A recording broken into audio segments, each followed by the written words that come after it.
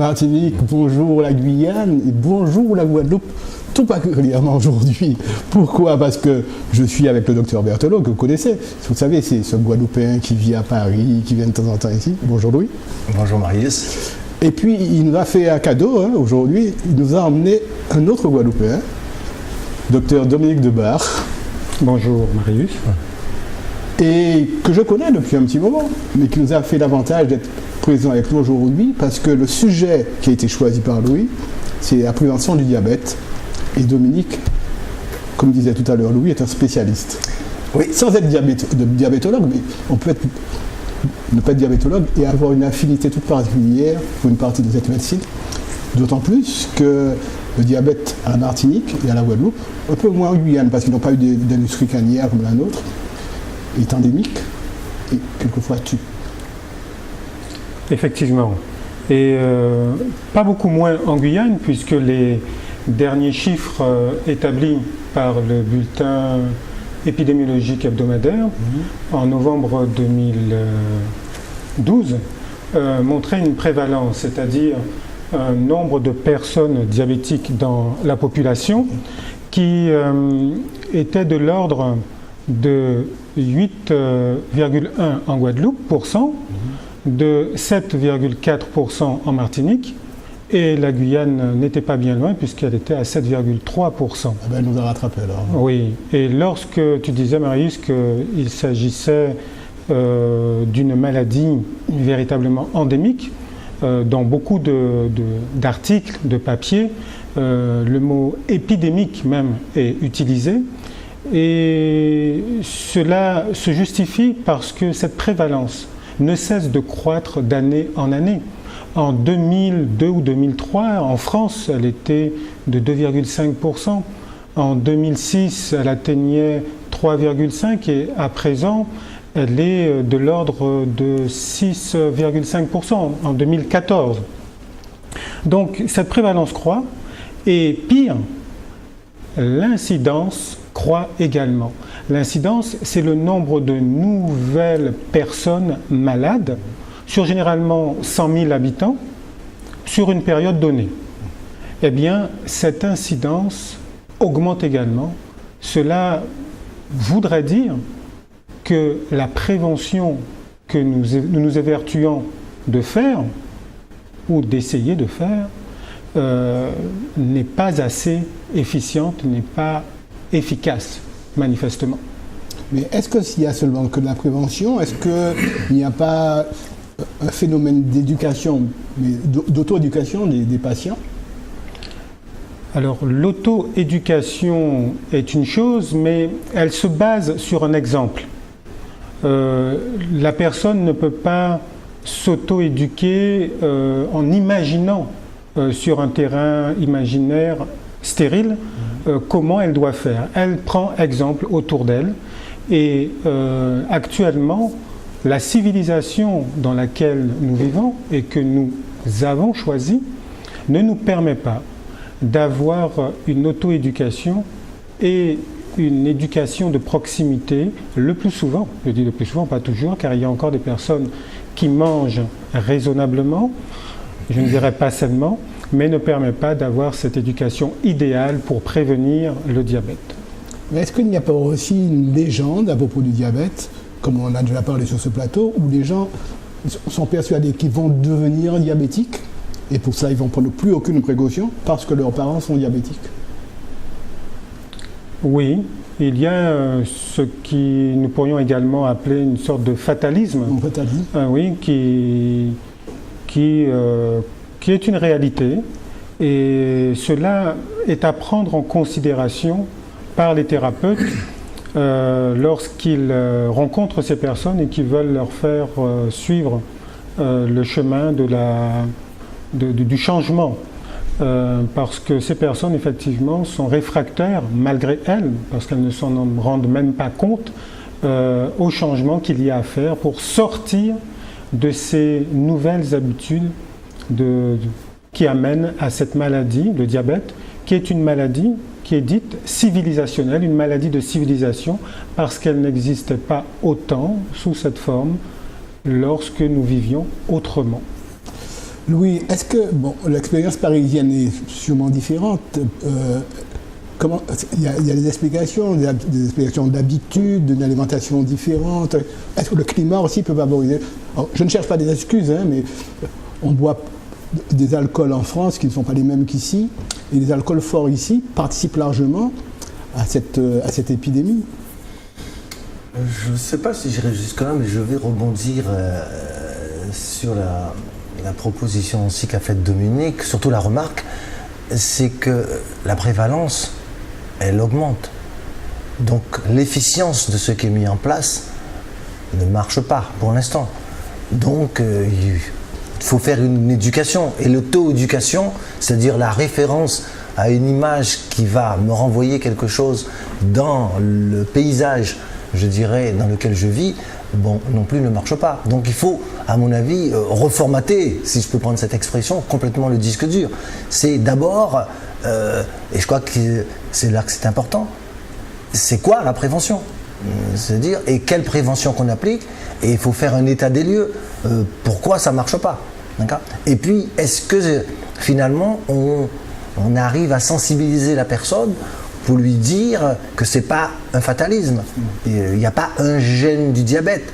C'est toute une histoire avec, je dirais, des mauvaises habitudes de vie, certes, un facteur peut-être génétique, mais on ne va pas dire parce que mes parents ont eu le diabète de type 2, je veux dire. Oui, bien sûr. Je vais automatiquement faire un diabète. Donc c'est cette notion, moi je voudrais soulever, qui est importante, c'est la prévention. D'accord ? C'est pas dire dépistons le diabète. Je ne dis pas qu'il est trop tard, mais quand la personne est diabétique, elle est diabétique. Point. À l'état actuel, je dirais, de mes connaissances et de mes compétences, je ne sais pas la faire ne pas venir diabétique, qu'elle soit plus diabétique. Mais si on posait le débat de façon différente, est-ce qu'il y a des arguments scientifiques qui peuvent dire qu'on peut dépister un prédiabète? Oui. Est-ce qu'il y a des arguments scientifiques qui peuvent dépister le lit du prédiabète, c'est-à-dire l'insulinorésistance? C'est-à-dire, oui, c'est là où il faudrait. Et si on commence des années avant, eh bien peut-être, en commençant l'éducation, beaucoup plus tôt, on arriverait peut-être à éviter le prédiabète, voire le diabète. Dominique, quels sont les outils que nous avons à notre disposition pour la prévention? Alors, les outils que nous avons actuellement pour la prévention sont d'abord les outils du dépistage, puisque pour prévenir en dehors de la prévention de masse, puisqu'il y a différents types de prévention, la prévention de masse et puis la prévention individuelle qui est ciblée sur les personnes qui seront dépistées puis diagnostiquées dans un état qui va aboutir au diabète. Donc dans ce cas de figure, nous avons classiquement le dosage du sucre dans le sang. Alors, il est reconnu, il est recommandé de considérer que lorsque la glycémie, ce taux de sucre dans le sang, est supérieur à 1,10 g, mais ne dépasse pas 1,26 g, qui est le taux, le seuil du diabète, alors à ce moment-là, on est dans un prédiabète. Actuellement, c'est ce qu'il est recommandé aux médecins de faire pour dépister, cibler les personnes à qui l'on va donner des conseils de prévention. Ce seuil, cet intervalle d'1,10 g et d'1,25 g est très controversé. D'autres équipes médicales et scientifiques vont jusqu'à proposer 1 g. Et en 2003, des Américains sont même allés jusqu'à 0,94 g. Donc l'on voit que nous avons la glycémie à notre disposition, mais on peut agir plus ou moins tôt ou plus ou moins tard selon les limites que l'on se donne pour cibler la personne à qui on va donner des conseils de prévention. Les outils de prévention sont essentiellement l'éducation thérapeutique. L'éducation thérapeutique qui va s'intéresser à l'hygiène de vie.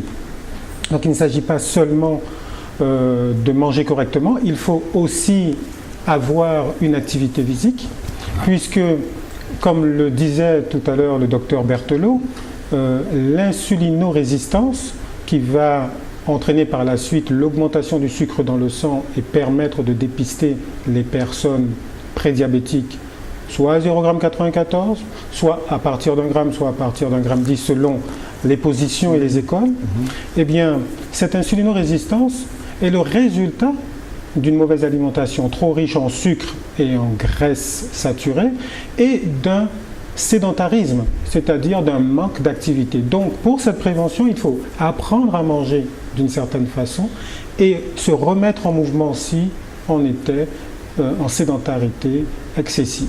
Est-ce que ce genre de prévention-là est possible en cabinet médical de nos jours ou est-ce qu'il faut passer par un autre mode d'intervention? Seulement en énonçant les deux axes de travail, sans même aborder les aides par les plantes ou les complémentations alimentaires, on s'aperçoit que le travail est énorme. On ne peut pas annoncer à la personne de but en blanc qu'elle est en prédiabète, lui donner beaucoup de conseils, ni même les prescrire, en s'imaginant qu'elle va les mettre en application facilement. S'il faut le faire en cabinet, il faut prévoir sur 6 mois une consultation par mois, ce qui n'est pas une hérésie ni même économique ni même scientifique, puisque déjà en neurologie par exemple, lorsque une personne a fait un AVC et qu'elle a une hypertension artérielle, la prise en charge de l'hypertension artérielle se fait par une consultation chaque mois pour mettre en place et la surveillance et l'éducation thérapeutique du patient. Même si cela n'est pas encore codifié en médecine pour l'éducation en matière de prévention du diabète, il faut l'imaginer et le faire. En dehors de cela, vu que les médecins sont quand même très sollicités, il est souhaitable d'avoir à sa disposition des structures où l'éducation thérapeutique va se faire et où le patient également pourra échanger avec d'autres personnes, ce qui rend les choses plus conviviales. Est-ce que, oui, est-ce que le fait qu'il n'y ait pas de consensus sur les 1,20 g, 1 g, 0,94 g, est-ce que ça n'entraîne pas une certaine tolérance chez les patients qui pourraient penser non, moi je ne suis pas diabétique, voilà. Je crois que ça amène une tolérance vis-à-vis des patients, mais quoi qu'on ne peut même pas parler de tolérance parce qu'ils ne connaissent pas, donc il faut d'abord les informer, mais ça amène une confusion, je dirais, au niveau des professionnels de santé. Hein, parce que le professionnel de santé va s'appuyer sur ce que dit l'OMS, 1,10 g, et puis moi je vais m'appuyer sur ce que dit l'ADA, l'association de diabétologues américains, qui dit 1 g, et puis etc. etc. Et puis donc il y a déjà cette confusion. Mais il est évident que si on regarde un autre paramètre qui a été bien démontré, qui est l'intolérance au glucose, c'est-à-dire si on fait une charge en sucre et on regarde comment la personne réagit à cette charge en sucre, eh bien, si on associe le fait que la personne ait déjà une glycémie qui monte, plus qu'elle ait une intolérance au glucose, eh bien, on sait très bien qu'elle a beaucoup plus de chances de faire un diabète dans les années qui viennent. Donc on peut déjà, petit à petit, serrer les choses. Pour moi, je crois que l'objectif, s'il y avait un objectif, ce n'est pas même de dépister le prédiabète, ce qui est déjà très bien, parce que dépister le diabète, je dirais, maintenant il faut s'attacher à faire tout pour qu'il n'y ait pas de complications. Dépister le prédiabète, comme disait effectivement Dominique tout à l'heure, c'est important puisqu'on va faire l'éducation thérapeutique et on va tout faire pour au moins éviter de passer au diabète. Mais si on allait encore plus loin, c'est-à-dire dépister cette insulinorésistance qui fait le lit du prédiabète et qui va faire le lit du diabète, là je pense qu'on a maintenant des années devant nous, un boulevard devant nous, pour pouvoir faire cette éducation, voilà, tranquillement. Alors, est-ce qu'il est possible de faire un dépistage comme celui-là sur un bilan sanguin classique de sécurité sociale? Oui, tout à fait. Je vous réponds oui. Oui. Maintenant, il faut savoir quel bilan demander et que faire et comment l'interpréter et est-ce que c'est validé scientifiquement, etc. etc. Donc, parce qu'il y a une autre chose sur laquelle je vais insister et je vais revenir sur votre question, c'est il n'y a pas de signe clinique. Vous ne pouvez pas, comme ça, dire cette personne est prédiabétique. Alors, à plus forte raison, vous ne pouvez pas dire qu'elle est en insulinorésistance. Donc, vous devez effectivement vous appuyer sur la biologie.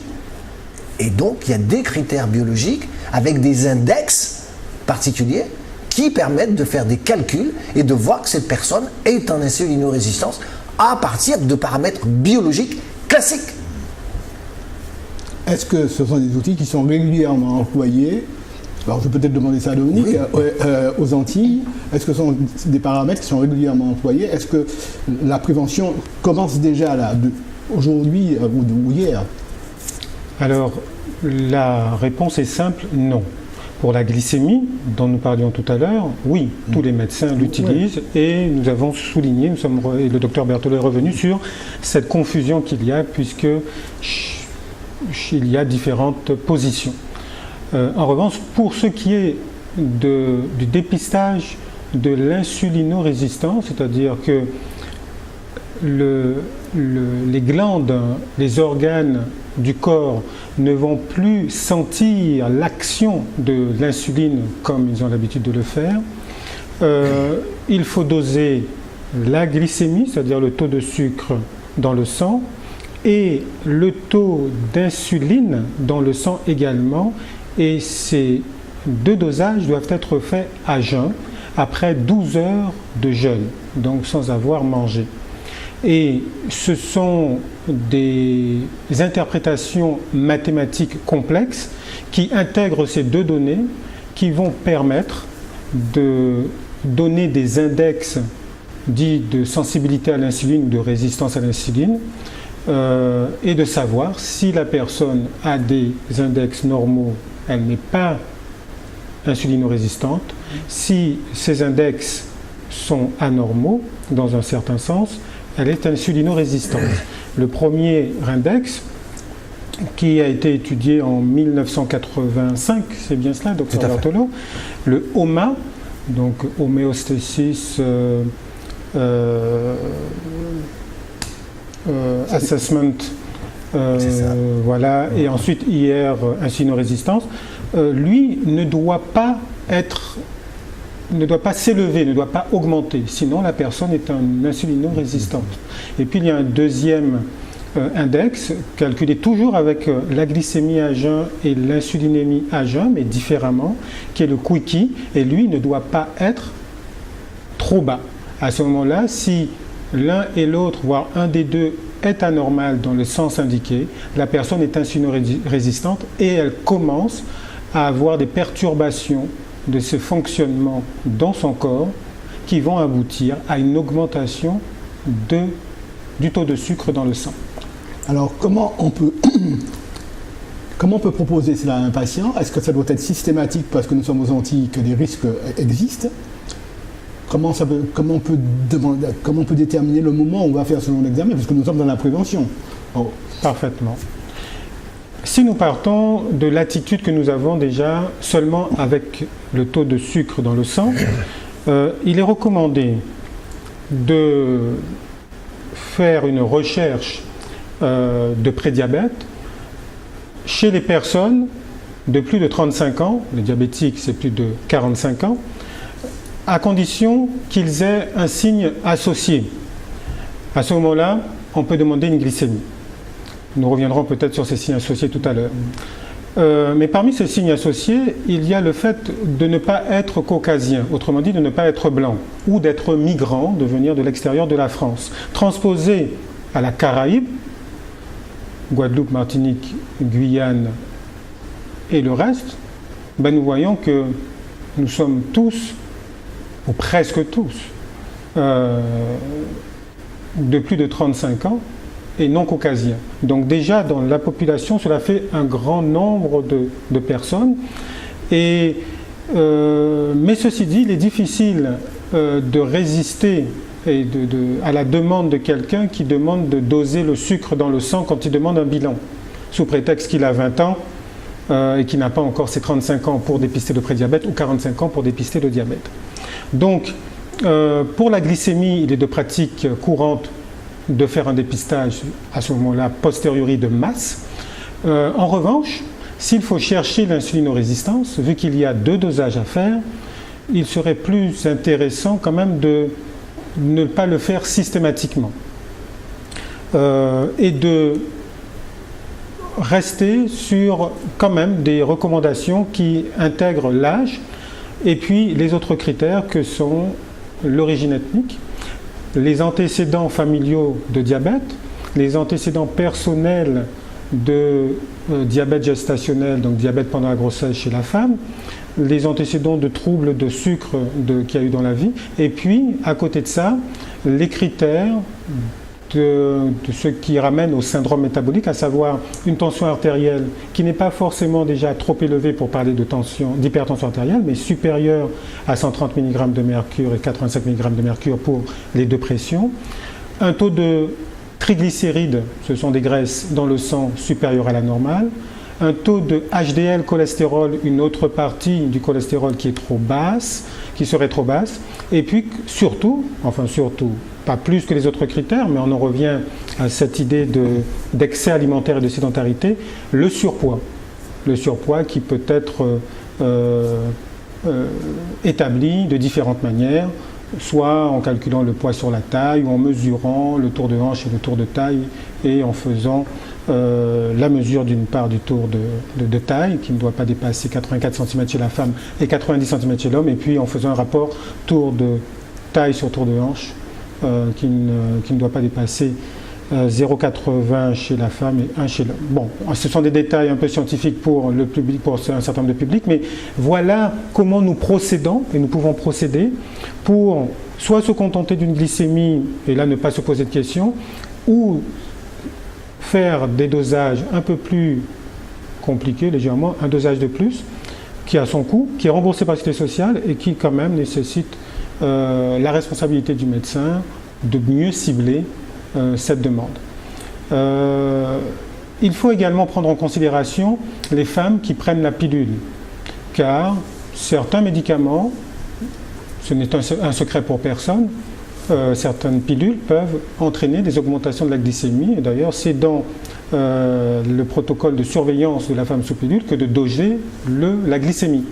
Mais comme le faisait remarquer tout à l'heure le docteur Berthelot, quand on a une glycémie qui monte, c'est déjà trop tard par rapport au début de l'insulinorésistance. Donc là, il serait licite de doser et la glycémie et l'insulinémie, de les soumettre au calcul savant mathématique pour avoir le HOMA et le quickie et savoir si cette femme qui prend la pilule a une pilule qui ne lui déclenche pas déjà un pré-diabète. Oui, alors, tu as rappelé tout à l'heure que la pilule est un médicament, ce que les gens ont tendance à oublier et que Louis a rappelé déjà ici plusieurs fois. Quel est le rôle que peut jouer l'alimentation? Ça joue un rôle, mais par rapport au microbiote intestinal. Quel est le rôle de ce microbiote intestinal?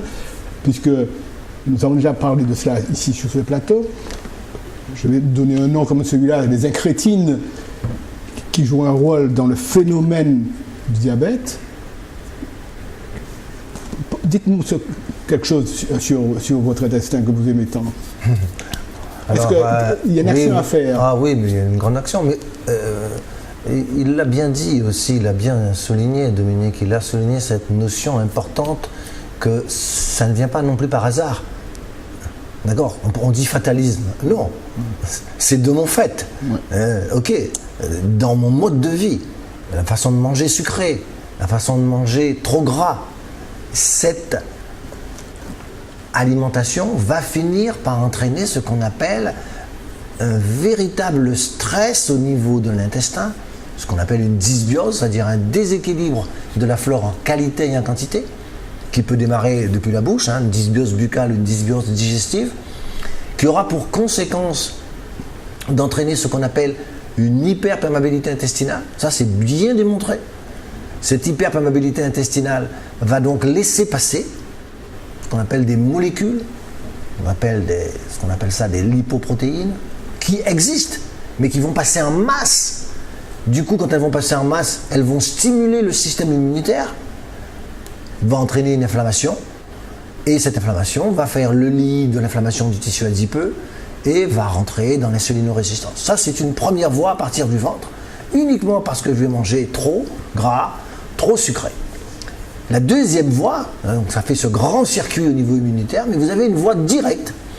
À partir du moment où vous mangez trop gras, trop sucré, vous avez un phénomène de dysbiose au niveau de l'intestin et directement, vous allez avoir un phénomène qui va venir stimuler les cellules adipeuses et qui va faire démarrer un phénomène d'inflammation au niveau du tissu adipeux et qui va lancer un phénomène d'insulinorésistance. Donc on connaît tout cela, ça c'est bien démontré scientifiquement, que la mauvaise hygiène alimentaire, le trop gras, trop sucré et en plus trop salé pour d'autres raisons, va venir entraîner une véritable agression au niveau du ventre et par voie de conséquence, via le système immunitaire, voilà, va faire une boucle, ou via les cellules adipeuses, et ça va lancer le système. Donc, on connaît très très bien.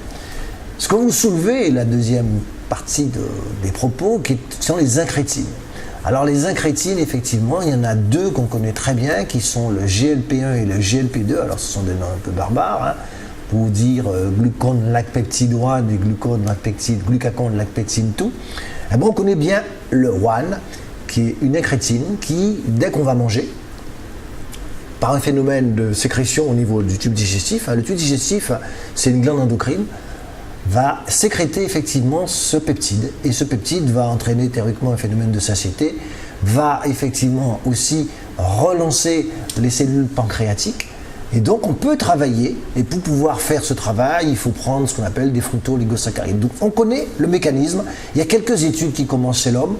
Bon, l'inconvénient de ces incrétines, c'est qu'il y a une sécrétion, et c'est une sécrétion très éphémère, donc on ne sait pas la faire durer, et on ne sait pas comment effectivement la stimuler en permanence. Si tant soit peu qu'il faudrait la stimuler en permanence. Donc il faut passer effectivement par ce qu'on appelle des fructooligosaccharides pour relancer cela. Je vais revenir sur ce que disait aussi tout à l'heure Dominique, c'est vraiment cette notion importante qu'il faut bien comprendre qu'on peut avoir une glycémie normale et une insulinorésistance. Pourquoi ? Est-ce que pour autant, je prends toujours cet exemple, que si vous êtes sourd, que vous ne m'entendez pas, pour que vous m'entendiez, je vais parler de plus en plus fort. C'est tout. Simplement, la personne qui va rentrer et qui va m'entendre parler fort, il me dit « Mais pourquoi tu cries comme ça ?» Mais c'est la même chose. Il arrive à un moment donné, la glycémie va rester normale, mais le travail qu'on va demander au pancréas sera de plus en plus fort pour garder la glycémie normale. Donc c'est pour ça que je dis oui, quand on regarde déjà qu'il appelle ces dysglycémies, c'est-à-dire que la glycémie commence à partir, je dirais dans le mauvais sens, ça fait déjà un moment que l'organisme crie. Ça fait déjà donc un moment qu'il y a l'insulinorésistance. C'est pour ça que je dis, d'où la notion d'essayer d'aller un peu plus tôt, ne même pas attendre ce prédiabète, c'est d'aller voir cette insulinorésistance. Parce que pour qu'il y ait prédiabète, il faut qu'il y ait insulinorésistance. Et pour qu'il y ait diabète, il faut qu'il y ait prédiabète. Donc si vous voyez insulinorésistance, prédiabète, diabète, c'est passé 20 ans. Hein. Donc je pense que si on essaie d'aller beaucoup plus tôt dans la prévention, je pense qu'on peut faire un travail qui sera beaucoup plus efficient, c'est-à-dire beaucoup plus efficace. Docteur Dominique Rodebert, donc en dehors de cette recherche sanguine, il y a autre chose à faire, quoi? Pour la prévention, effectivement, la recherche sanguine, ces dosages sont là pour dépister, et lorsque c'est positif, nous sommes dans le diagnostic qui se substitue au dépistage. Et bien après, il faut passer à l'action. Alors, bien évidemment, il y a d'autres examens à faire dans certaines prises en charge pour effectivement prendre en charge toutes les petites maladies.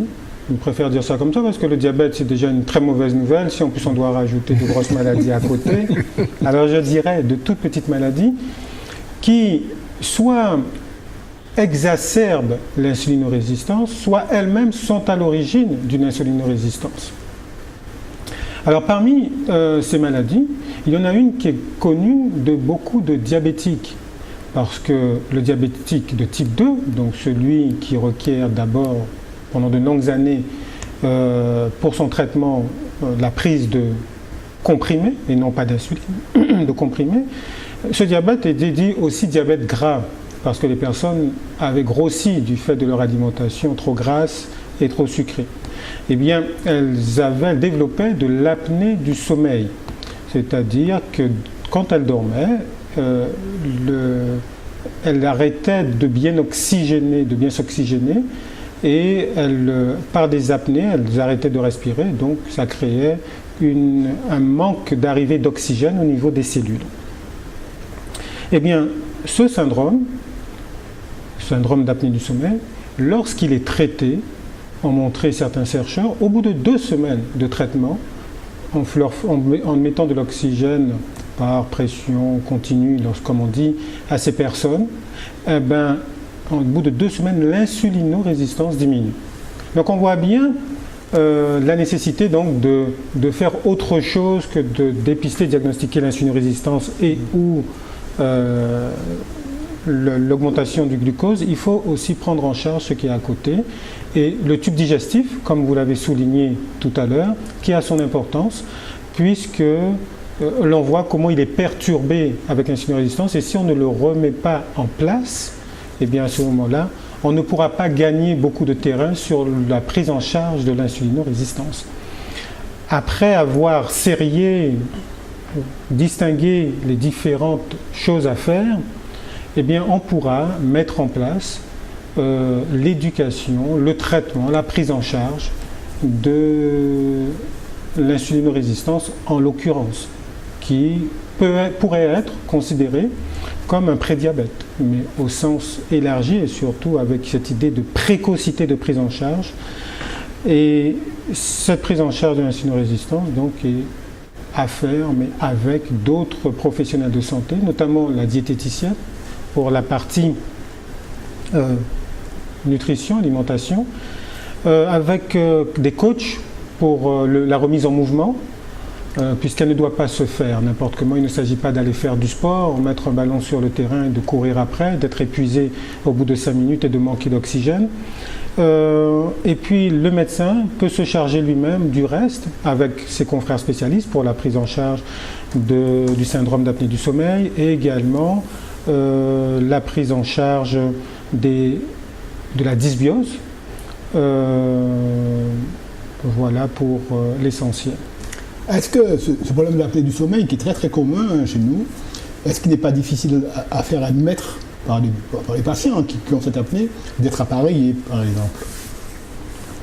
De mon expérience, il n'est pas simple de leur faire admettre. Il est très difficile de leur demander de continuer le traitement. Parce que ça n'a rien de romantique en plus. Hein. Non. Ouais. Donc il est très très très difficile et nous voyons encore, vous touchez du doigt avec cette remarque très pertinente, la difficulté de prendre en charge ce prédiabète. Il est déjà difficile de faire changer d'habitude et même lorsqu'il s'agit de mettre ponctuellement un traitement qui ne demande pas beaucoup d'efforts, il y a encore une autre résistance à l'adhésion du traitement du patient. Donc le travail du médecin, le travail des thérapeutes est difficile et nous permet, je ne voulais pas en parler, j'ai parlé de l'intestin, j'ai parlé de l'apnée du sommeil, d'en arriver à un système qui est perturbé par l'insulinorésistance, qui est le cerveau. Tout simplement par la voie de l'inflammation, une inflammation de bas grade, hein, ce n'est pas une grosse inflammation telle que celle qu'on a quand on a la grippe, petite inflammation, qui est engendrée par les mécanismes de mise en place de l'insulinorésistance. Et cette inflammation va venir perturber les neuromédiateurs, les molécules qui passent de neurone en neurone, perturber ces neuromédiateurs et vont empêcher à la personne de fonctionner cérébralement correctement. Donc si on ne prend pas en charge, dès qu'on voit que la personne est en opposition, en réticence devant le traitement, cette composante supplémentaire, ou si on n'a pas également dans la façon de détecter les différents problèmes, essayer de voir s'il n'y avait pas un problème déjà cérébral, ne serait-ce qu'une dépression, eh bien on perdra du temps, on sera en échec Et peut-être que la personne tombera dans ce fatalisme en disant j'ai bien voulu essayer. Mais la docteur la peut pas rien bon moins en qui est diabétique, en qui est diabétique, en qui est mort diabétique.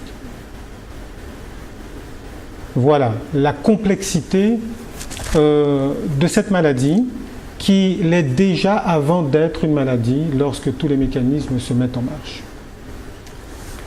Alors je vais revenir au problème de l'éducation.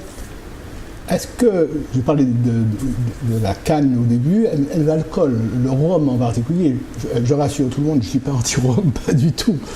Mais quel est le rôle que joue cet alcool fort dans le diabète chez nous?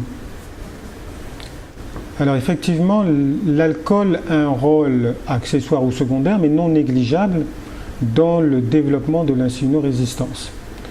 Et comme le stress également, il vient interférer dans tous les mécanismes de l'insulinorésistance et joue notamment au niveau du foie et au niveau de l'intestin, où il a une certaine toxicité.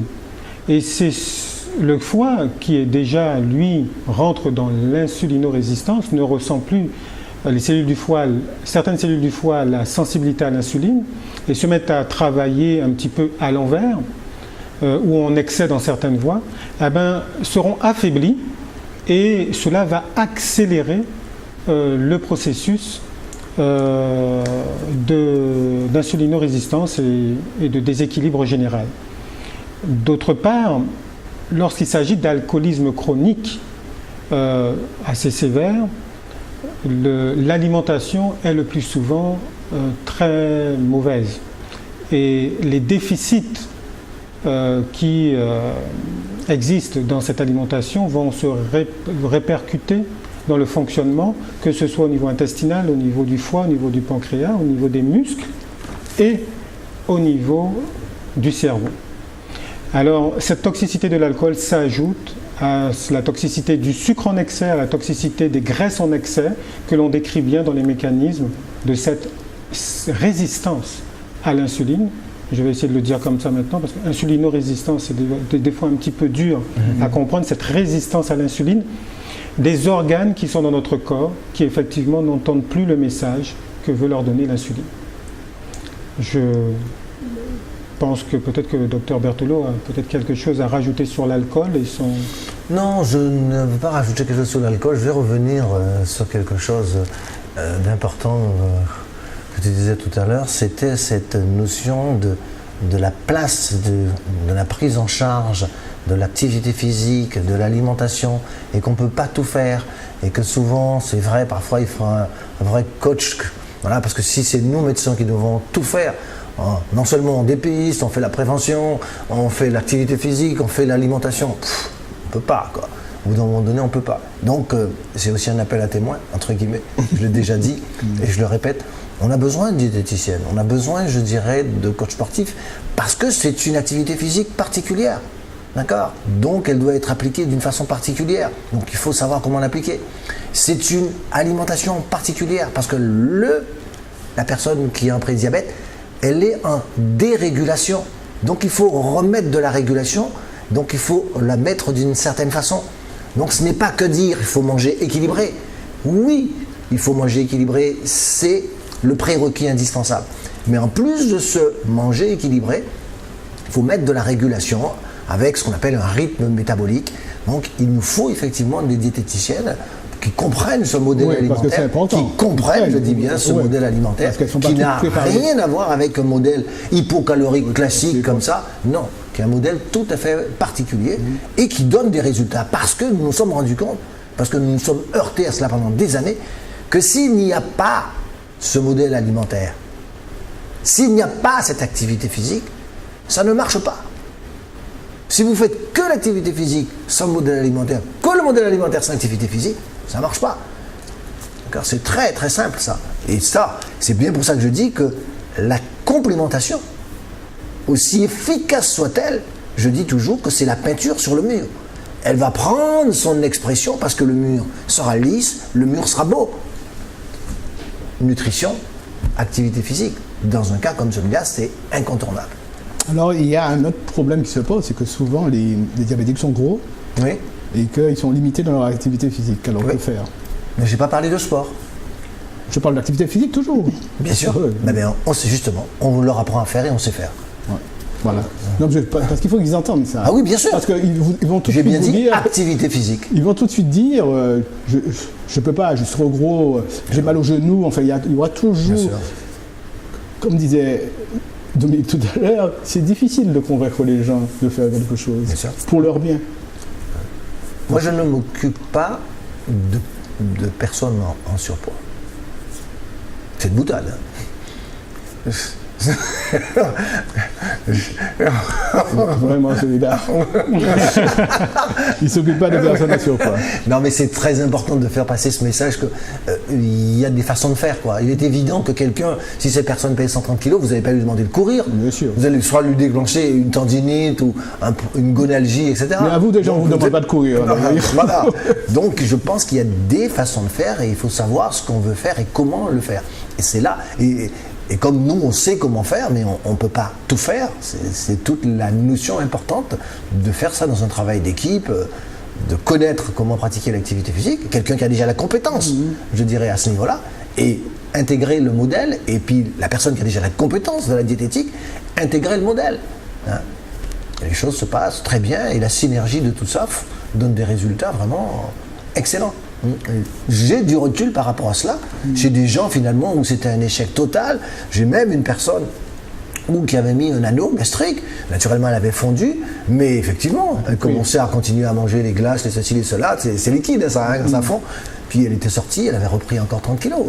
Quand on a bien mis le modèle d'accompagnement, diététique plus l'activité physique, attends, c'est quand même cette personne est sortie de 120 kg, elle est à 87 kg, elle mène une vie normale, sans n'étant pas déprimée, comme disait Dominique, parce que si cette personne a des perturbations liées à son insulinorésistance, qui va mettre le souk, on va dire, dans ses neuromédiateurs, vous pouvez tout faire à lui dire, et c'est pas qu'elle veut pas, elle peut pas. C'est simplement, elle peut pas. Et après, elle va rentrer dans un processus de culpabilisation, et donc il faut traiter les choses, parfois, étape par étape. Et puis, ça prend du temps. Hein. On oublie que l'éducation prend du temps. Donc, quand la dérégulation s'est mise en place, ça fait un moment qu'elle est perturbée. Docteur Domenico de Bar. Je donne le nom parce que je veux que nos compatriotes martiniquais en Guadeloupe, Docteur Domenico de Bar est connu, et je voudrais qu'ils le retiennent le nom. Comment on peut passer d'un exercice de médecine générale à un travail comme celui qui est effectué dans un cabinet? Eh bien, en ayant déjà la chance de rencontrer les bonnes personnes, en l'occurrence le docteur Berthelot. C'est pas vrai, tu l'as rencontré aussi comme moi, c'est Oui, exactement. Il y a maintenant 12 ans. Et moi, ça fait un peu plus longtemps, 25 ans, on se connaît. D'accord. Et effectivement, ça fait plus longtemps. Et puis, le hasard existe, mais peut-être pas comme on se l'imagine. C'est en cherchant des solutions et en essayant de pallier à notre frustration devant les demandes des patients que nous n'arrivons pas à satisfaire, et bien que l'on recherche des médecines qui ne sont pas des médecines, qui n'est pas une médecine alternative. La micronutrition, la médecine préventive individualisée, que je distingue de la micronutrition par le fait qu'elle s'appuie beaucoup plus sur la biologie. Et, c'est une médecine tout à fait classique, mais qui s'appuie sur des bases scientifiques qui sont quelque peu négligées pour diverses raisons. Et c'est ainsi que lorsqu'on voit les résultats de la prise en charge, lorsqu'on voit qu'on est, grâce aux outils mis à notre disposition, qu'on est beaucoup plus à l'écoute des patients, qu'on adhère à cette médecine qui permet véritablement de prendre en charge de façon globale la personne. Et nous l'avons tous les trois un petit peu développé tout à l'heure, en disant que pour l'insulinorésistance, il ne s'agit pas seulement d'un problème de taux de sucre et de taux d'insuline, que le foie, le cerveau, le muscle, tout ça est touché, le problème est global, la prise en charge est globale, et de ce fait, longue, un peu difficile, mais pas impossible. Donc, voilà comment on arrive à cette médecine. Et je voudrais rajouter tout à l'heure qu'il y a quand même les institutions qui, dans leur rôle de prévention publique, avancent quand même.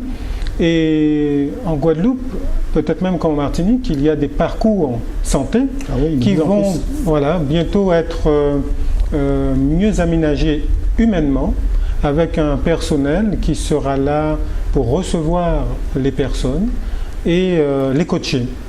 Les choses sont mises en place de façon officielle avec le réseau HTA Guad en Guadeloupe, et les personnes pourront se présenter sur le parcours avec une prescription, aller voir ce coach et avoir cette éducation adaptée à leurs problèmes par un professionnel de santé.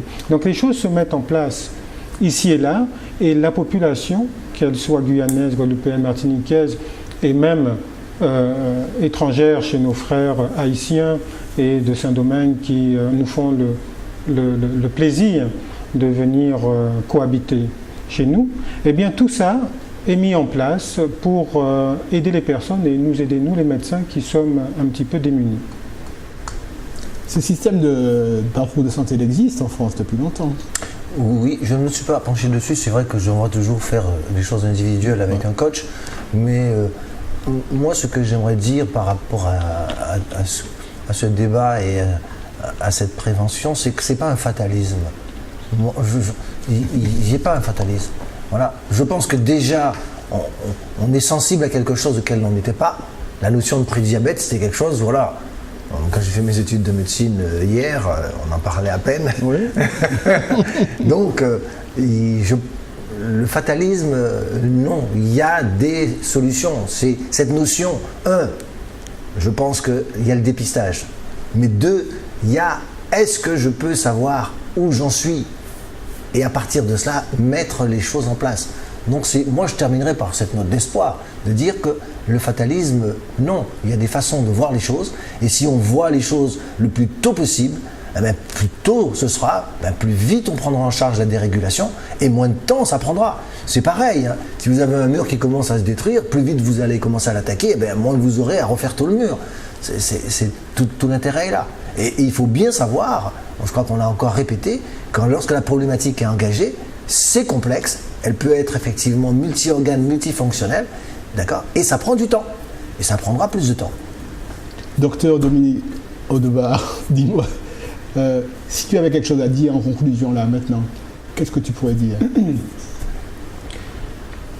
Je dirais que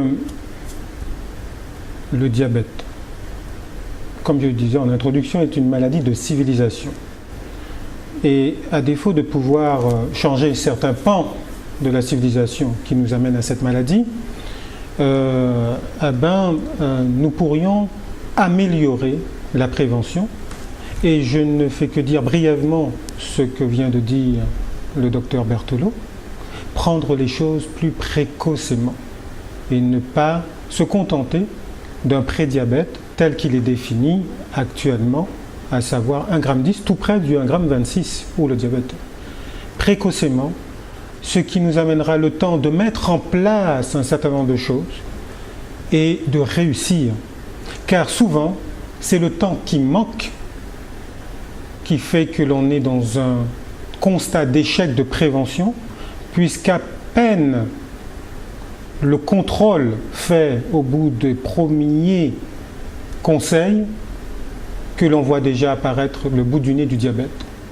Donc il faut absolument que les médecins changent leur stratégie de dépistage pour qu'ils soient extrêmement précoces et qu'ils aient le temps de mettre en place les solutions qui existent pour parvenir à ne pas avoir de diabète, à ne pas déclencher ce diabète et à voir ces prévalences, ces incidences chuter. Ces outils existent, ça existe, L'alimentation particulière qu'il y a à mettre en place existe depuis 1991 au moins. Peut-être pas dans tous ses détails, mais depuis au moins 1991, et nous ne l'utilisons pas suffisamment. Faute de temps par rapport à l'émergence du diabète, faute de temps parce que débordé dans le cabinet, les outils sont là, utilisons-les, l'espoir existe.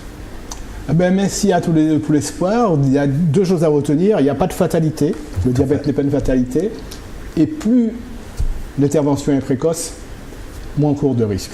Merci à vous tous les deux. Merci au docteur Dominique Audebard qui nous a fait la gentillesse et l'amitié de prendre l'avion depuis la Guadeloupe pour venir participer à cette émission. Docteur Louis Berthelot est un habitué des plateaux. Merci à vous tous les deux. Merci, et puis Marius. à une prochaine fois. Tu reviens. Volontiers. Merci Marie. Avec plaisir. Au revoir.